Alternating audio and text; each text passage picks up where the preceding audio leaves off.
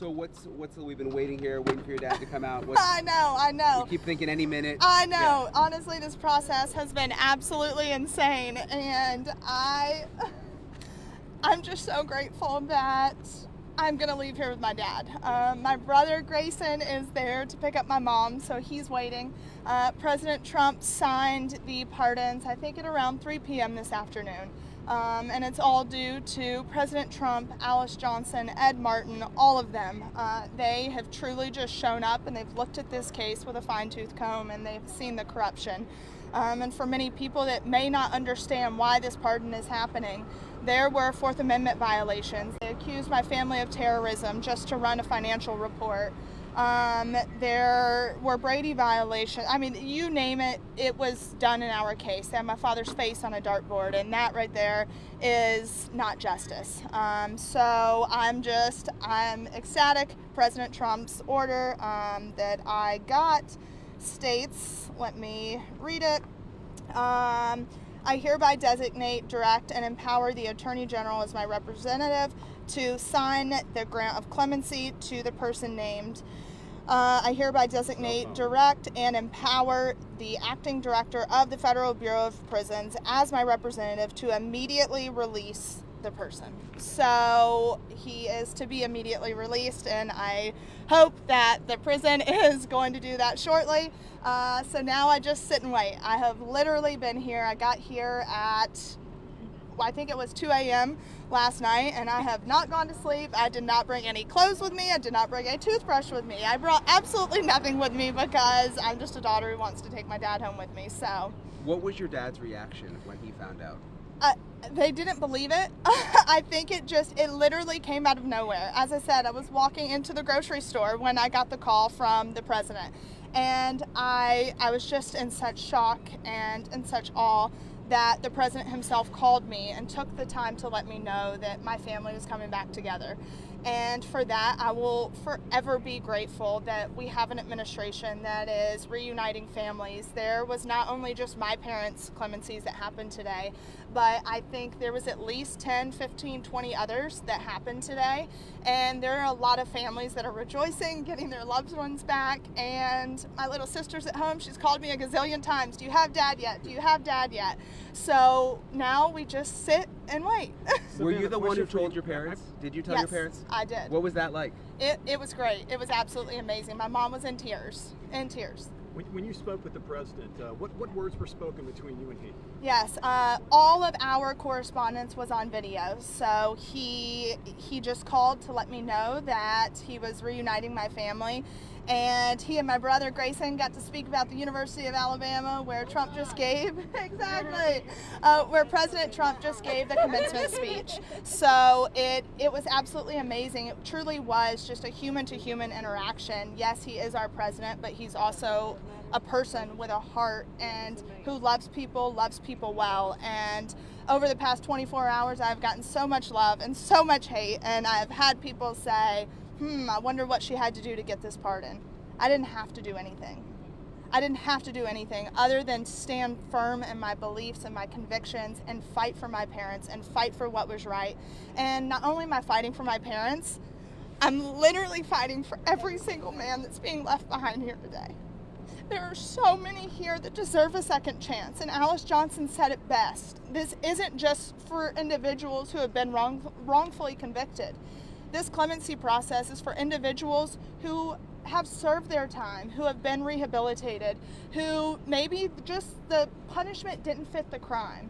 So I truly believe that Ed Martin, Alice Johnson, the president, everyone in the pardon office, they're going to stand firm in their promises that they've made to us. And this new director of the Bureau of Prisons, Billy Marshall, I truly do believe that he is what this Bureau needs. And I've gotten the opportunity to have discussions with him, and he is going to bring change. He's going to expose the corruption, and he's going to hold people accountable. And I think now in this administration, we're going to have a Bureau of Prisons that we've all wanted, which is to rehabilitate individuals. Because at the end of the day, they are going to enter back into society. So we want them to enter back into society in a safer, faster manner and be rehabilitated. Your dad has really called out the staff here, the issues here, the Yes. inhumane conditions. Are you confident that they're going to handle this process fairly in terms of releasing him? I mean, have they been nice to him today? Yeah, of course, there's individuals who are being nice today, and I think they're getting nervous. There have been some really good individuals, and I'm not going to take that away from the Bureau. Of course, there's some corruption that needs to be weeded out, but for the good ones that are here, I'm grateful for them, and due to them, we can potentially have lasting change. But we've got to weed out the really crappy ones. You've got Can you talk about any plans your family has, short-term and long-term? Yes, I mean, my family, we just want to get home. We want to get home. We want to be reunited. It's going to take a while. They've been behind walls for 2.5 years, and they thought they were going to be here for 12 and 7 years. So I think there's going to be some PTSD. There's going to be just the way that this system has been ran is not one that takes individuals' mental health into account.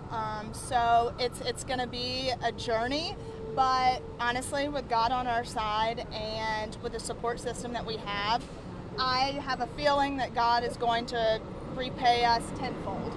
What's it mean seeing the supporters out here just waiting for your dad to get out? Yes, I'll wait till this truck goes by. Thank you. We appreciate it. So there's always a chance. Right, there's always.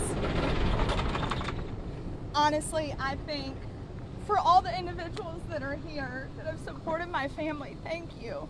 Oh, we're so happy. Thank you. Just the people that have shown up here today. I know there's people at my mom's place. There's people with Trump flags flying. I mean, this president has given people hope in a future, hope in a brighter future, not just, as people like to say, for the wealthy or the people who have campaigned for him. He is truly giving everyone a chance at a better life, and for that, I will forever be grateful.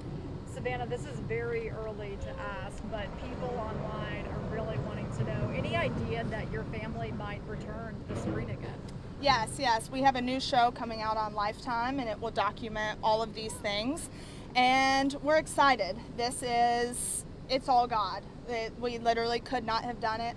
It's all God and President Trump at this point. So, yes. When was the last time your parents have spoken to each other? My parents have not spoken to each other, heard each other's voices, or seen each other in the past 2.5 years. It has been extremely difficult. Their 29th wedding anniversary was on May 25th.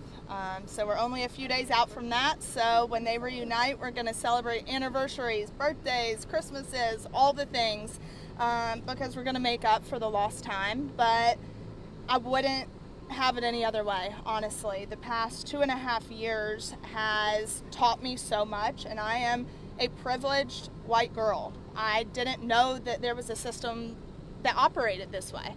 And my parents going to prison, I thank God for it, because it opened my eyes to something so much greater than ourselves. And it opened my eyes to the men and women that are in this system that need people to fight for them. And this doesn't just stop with my family. I'm going to get my parents home, and I will be back in D.C., and I will continue to fight for these men and women and reforms, and especially for women in the system. We need more bills in front of Congress, and we need to make sure that these individuals are rehabilitated and we're giving them proper tools to succeed, because right now we just aren't. What do you anticipate the process being like when you go in there?